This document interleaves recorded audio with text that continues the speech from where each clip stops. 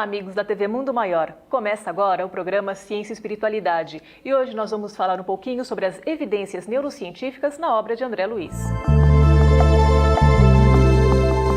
Olá, seja bem-vindo a mais um Ciência e Espiritualidade. Hoje nós vamos trazer um neurocientista, Dr. João Ascencio, que tem feito pesquisas em neurociência, seu mestrado e está fazendo agora o doutorado, utilizando muito a neuroimagem funcional. A neuroimagem funcional são aparelhos modernos que conseguem saber ou ver quais as áreas do cérebro que estão funcionando em determinadas situações.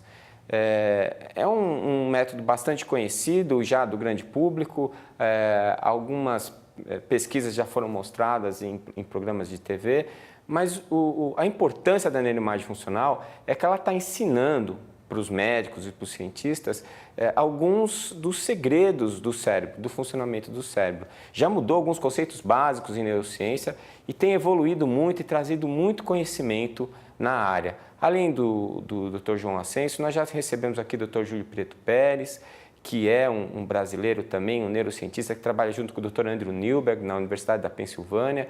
Temos o Dr. Alexander Moreira, que já tem seu mestrado, seu doutorado estudando a mediunidade e uma série de outros aspectos relacionados à neurociência. E nós temos o privilégio de ter aqui conosco hoje, para discutir um pouquinho sobre essas pesquisas e o que está acontecendo na área, João Ascencio, que vai nos esclarecer um pouquinho mais sobre a neurociência e a espiritualidade. Vamos à entrevista.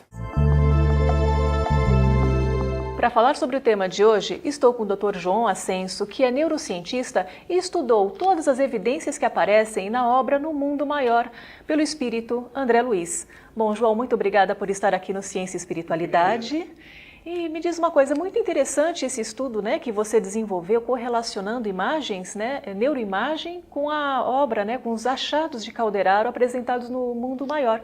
Você pode falar um pouquinho, então, para o nosso público de casa, né, como que você começou a trabalhar e como que surgiu a ideia de abordar, né, de fazer essa ligação entre todos os seus achados e o que Calderaro discorria na obra No Mundo Maior, ditado por André Luiz? Claro, com certeza. É um prazer, em primeiro lugar, estar aqui com vocês, aos amigos ouvintes.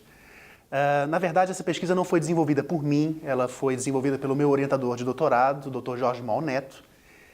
Quando nós chegamos ao Brasil, porque nós estávamos em Londres, fazendo mestrado em neurociências na Universidade de Londres, e quando regressamos ao laboratório do Rio de Janeiro, liderado pelo Dr. Jorge Mal Neto, e tivemos um contato mais aprofundado com todas as pesquisas desenvolvidas por ele, nós verificamos informações muito importantes, sobretudo de dados que foram publicados em revistas internacionais de neuroimagem, cujas informações confirmavam a tese de Calderaro a André Luiz no livro No Mundo Maior.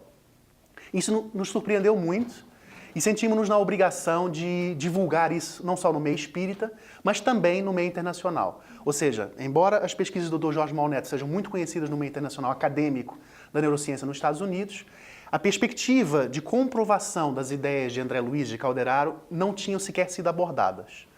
Bom, falando um pouquinho mais em detalhe do estudo que ele desenvolveu. Quando nós lemos a obra de André Luiz, no livro No Mundo Maior, o Calderaro, que é o instrutor espiritual de André Luiz, nesse livro ele explica uma teoria de evolução moral associada ao cérebro. E o que ele verifica?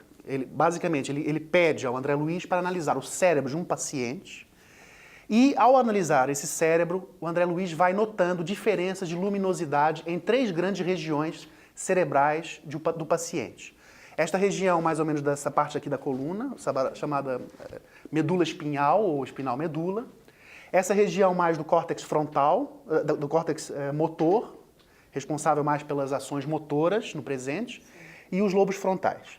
E então Calderaro começa nesse livro, No Mundo Maior, explicando as diferentes funções dessas 3 regiões. Porque quando ele observa o paciente, ele verifica que existe muito pouca luminosidade nesta região da medula espinhal, existe uma média luminosidade no córtex motor e existe muita luminosidade nos lobos frontais. E então Calderaro começa explicando para ele que existem 3 regiões distintas. Essas regiões têm funções muito diferentes do ponto de vista da evolução moral. Então ele começa explicando que essa região da espinal medula ela está associada a ações instintivas e a reflexos condicionados construídos no passado. Seja no passado de encarnações passadas, seja no nosso passado dessa nossa própria encarnação. Então, reflexos condicionados, ações reflexas, emoções reflexas, elas ficam arquivadas nesta região, que até nós sabemos que é responsável por chefiar todo o sistema nervoso periférico. Ele também continua explicando que esta região é a região, sobretudo, da ação motora, que quando nós realizamos qualquer ação no presente, essa região é intensamente ativada. E, finalmente, ele começa explicando que o lobo frontal, que é a região mais luminosa, não só do cérebro físico, mas do cérebro perispiritual, ele diz que essa região é a região mais sublime, mais evoluída do nosso perispírito e do nosso cérebro. Bom, essa é a teoria que Calderaro, depois ele aprofunda no livro, em vários capítulos, desde o capítulo 3 até o capítulo 7, sobre essas três grandes funções da região cerebral. E o que nós verificamos nos estudos do Dr. Jorge Monnet, sem ele saber, porque ele é materialista, ele não é espírita, ele não é religioso. Eu, como sou espírita, ao ter lido as obras de André Luiz, quando tive contato com as pesquisas, eu verifiquei uma coisa muito interessante. Bom, o que ele verificou? Ele verificou que, quando os indivíduos estão na máquina de neuroimagem, na ressonância magnética funcional, ele pede aos indivíduos, aos participantes, para tomarem decisões entre doar dinheiro para caridade ou receber dinheiro. Os indivíduos que doam dinheiro de uma forma custosa, ou seja, elas perdem dinheiro verdadeiramente, de verdade, em prol de uma causa abstrata. Por exemplo, ele pede na neuroimagem que os indivíduos doem dinheiro para organizações de órfãos, casas de caridade para crianças órfãs. O que ele verificou nas pessoas que tomavam a decisão dentro da máquina de ressonância em doar para caridade? Ele verificou que as pessoas que perdiam dinheiro realmente em prol dessas causas ativavam fortemente o córtex pré-frontal anterior, ou o córtex frontopolar, que é a região mais anterior do córtex pré-frontal, que faz parte do lobo frontal. O lobo frontal é esta região toda aqui do cérebro, mais anterior. Então, essa evidência de que quando nós nos sacrificamos, doando alguma coisa em prol de uma causa abstrata, uma causa moral, e ela implica verdadeiramente um sacrifício para nós, essa região do lobo frontal ela é intensamente ativada. Esse dado, ele é um dado de uma importância tão grande porque ele comprova a teoria de Calderaro, que foi publicada em 1947. Ora, esse estudo de Jorge Monnet foi publicado em 2006.